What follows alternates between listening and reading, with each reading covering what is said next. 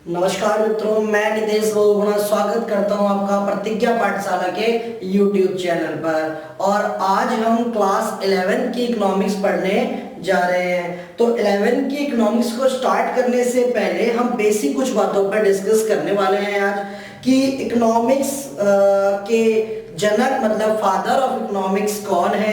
Father of economics बोलते हैं हम लोग एडम स्मिथ को। किसको बोलते हैं? Adam Smith. एडम स्मिथ हमारे फादर ऑफ इकोनॉमिक्स है। और 11th क्लास में जो हम पढ़ने वाले हैं, 11th क्लास में हम दो बुकें पढ़ने वाले हैं। कौन कौन सी? एक तो माइक्रो इकोनॉमिक्स मतलब व्यष्टि अर्थशास्त्र, और दूसरी स्टैटिक्स। स्टैटिक्स यानी कि क्या? सांख्यिकी। हम ये दो बुक्स पढ़ेंगे, ये दो बुक हमारे सिलेबस में है।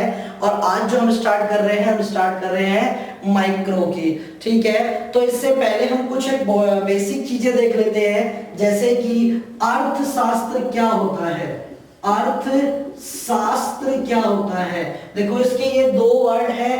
अर्थ का मतलब होता है धन, और इकोनॉमिक्स के अंदर हम धन का मतलब समझते हैं संसाधनों से। किससे? संसाधनों से।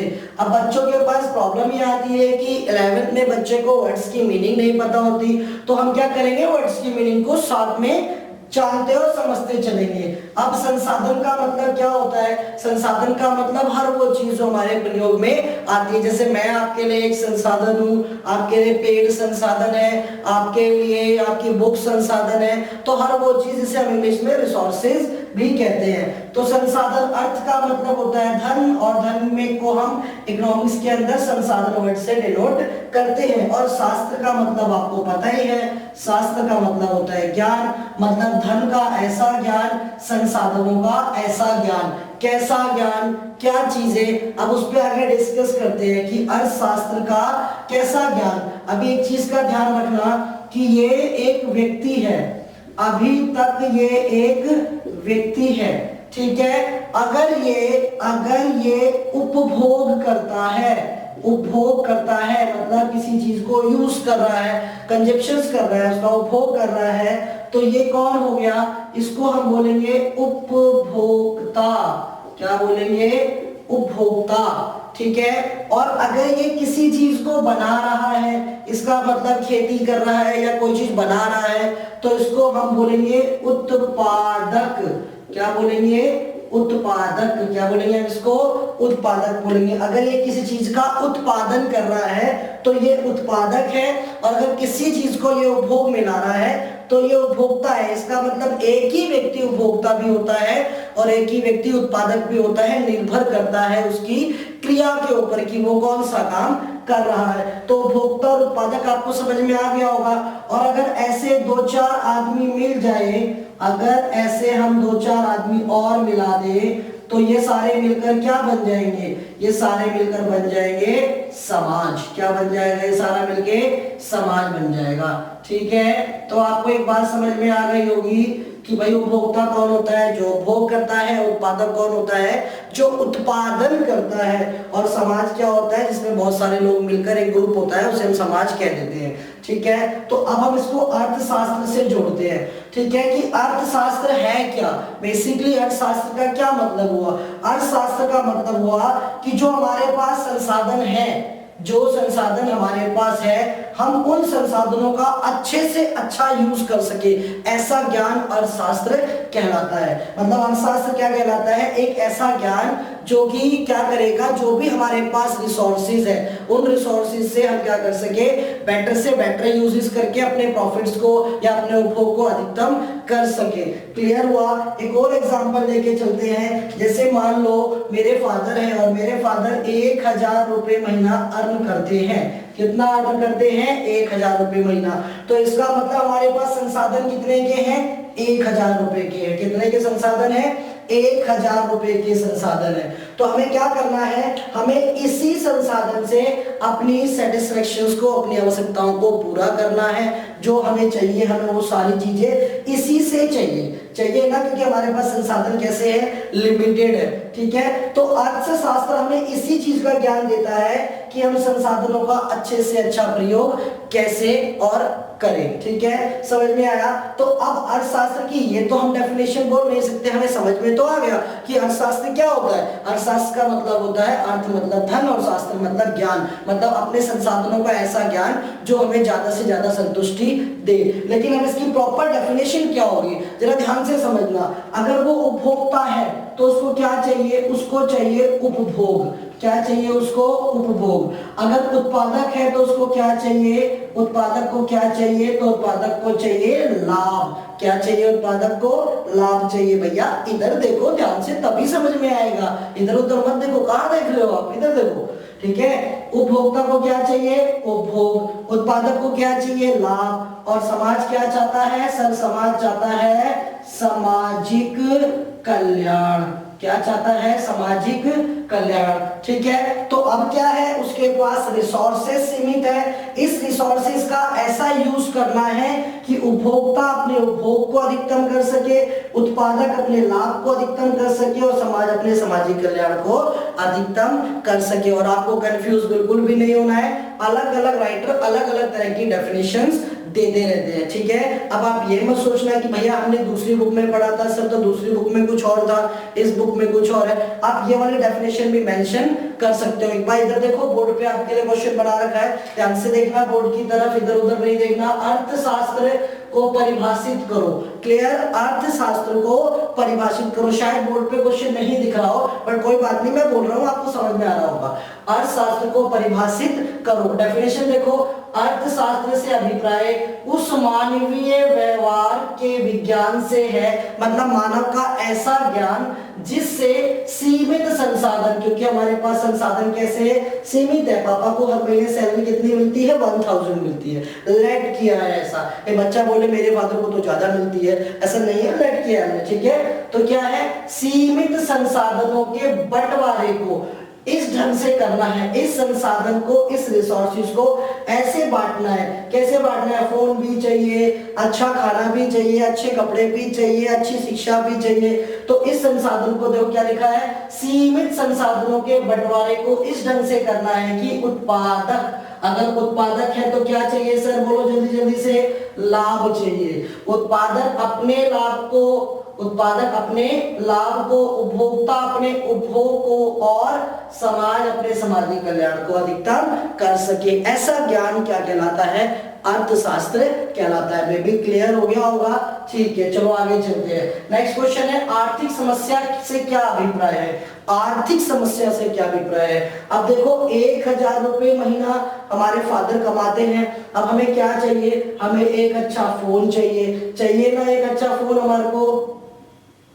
हाँ, हमें अच्छे कपड़े चाहिए, कपड़े चाहिए नहीं चाहिए, हाँ अच्छे कपड़े चाहिए। खाना भी अच्छा चाहिए, खाना भी अच्छा चाहिए। और क्या चाहिए, और हमें शिक्षा भी अच्छी चाहिए, चाहिए ना, हमें ये सारी चीजें चाहिए। लेकिन क्या हम इसने इतने से संसाधनों से ये सारी चीजें यूज कर सकते हैं, क्या ये सारी चीजों को हम प्राप्त कर सकते हैं। मुझे एक अच्छी बाइक भी चाहिए, ठीक है, तो हम क्या ये सारी चीजें इस संसाधन से ले सकते हैं, नहीं ले सकते ना। क्यों नहीं ले सकते, क्योंकि हमारे पास संसाधन क्या है, सीमित मात्रा में है। ठीक है, और हमारी आवश्यकताएं कैसी है, असीमित है। तो हमारी आवश्यकताएं असीमित होने के कारण और संसाधन सीमित होने के कारण हमें क्या करना पड़ता है, हमें ये चूज करना पड़ता है कि हम अच्छे कपड़े ले या फोन ले, अच्छी शिक्षा ले या अच्छा खाना ले।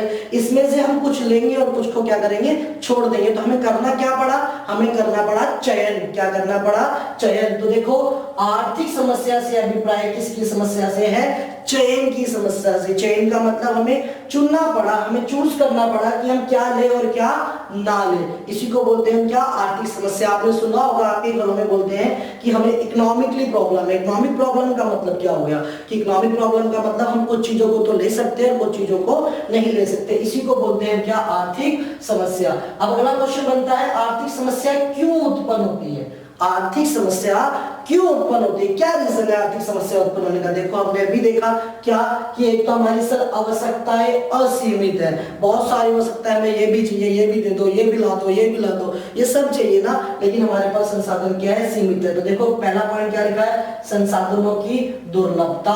दुर्लभता मतलब ऐसे रिसोर्सेज है, दुर्लभ है, दुर्लभता का मतलब ऐसी चीज जिसकी मांग बहुत ज्यादा है उसकी पूर्ति की तुलना में। पूर्ति मतलब वो हमारे पास थोड़ी सी है और उसकी मांग क्या है, बहुत ज्यादा है। तो संसाधन हमारे पास कैसे है, दुर्लभ है सर, ठीक है। संसाधनों के वैकल्पिक प्रयोग है, विकल्प हमारे पास बहुत सारे हैं। मैं इस 1000 रुपए को फोन पे भी खर्च कर सकता हूँ, इस 1000 रुपए को कपड़े पे भी खर्च कर सकता हूँ, इस 1000 रुपए को खाने पे भी खर्च कर सकता हूँ और इस 1000 रुपए को शिक्षा पर भी खर्च कर सकता हूँ। मेरे पास विकल्प बहुत सारे हैं, इसलिए मेरे सामने कौन सी समस्या उत्पन्न होती है, आर्थिक समस्या।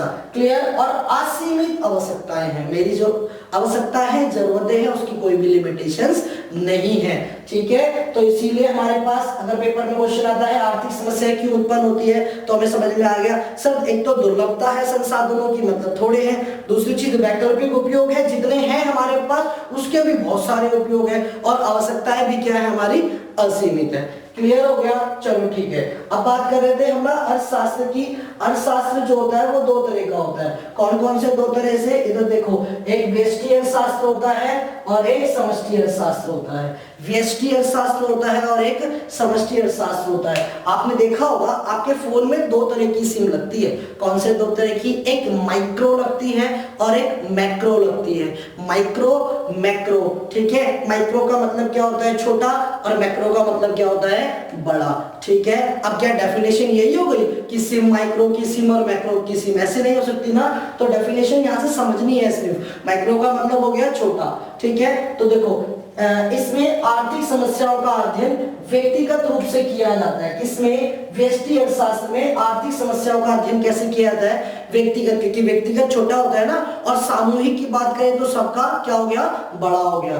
देखो इसमें आर्थिक समस्याओं का अध्ययन व्यक्तिगत रूप में किया जाता है। किसमें, व्यष्टि अर्थशास्त्र में। जब हम व्यष्टि पढ़ेंगे तो आर्थिक समस्याओं का अध्ययन कैसा होगा, व्यक्तिगत रूप से होगा। और अगर हम समष्टि की बात करें तो समष्टि अर्थशास्त्र में क्या होगा, देखो बच्चा क्या कह रहा है, क्या होगा भाई, कह रहा है सर समष्टि अर्थशास्त्र में ना बहुत सारों का एक साथ होगा। हाँ, तो इसको इकोनॉमिक्स की लैंग्वेज में बोलते हैं कि समष्टि अर्थशास्त्र वे अर्थशास्त्र होता है जिसमें आर्थिक समस्याओं का अध्ययन कैसे किया जाता है, सामूहिक रूप से किया जाता है, सबके लिए किया जाता है, ठीक है। इसमें आर्थिक समस्याओं का अध्ययन व्यक्तिगत रूप से होता है, किसमें, व्यष्टि अर्थशास्त्र में। और समष्टि अर्थशास्त्र में क्या होता है, आर्थिक समस्याओं का अध्ययन कैसे होता है, देखो यहाँ पे लिखा हुआ है, सामूहिक रूप में होता है। कैसे होता है, सामूहिक रूप से, मतलब सबका एक साथ किया जाता है, ठीक है। क्लियर हो गया। इसकी ना शॉर्ट में डेफिनेशन और बनती है, कैसी, देखो व्यष्टि की डेफिनेशन बनती है, इसमें एक चर का अध्ययन किया जाता है, मतलब सिंगल सिंगल बातें करते हैं क्योंकि छोटा होता है ये,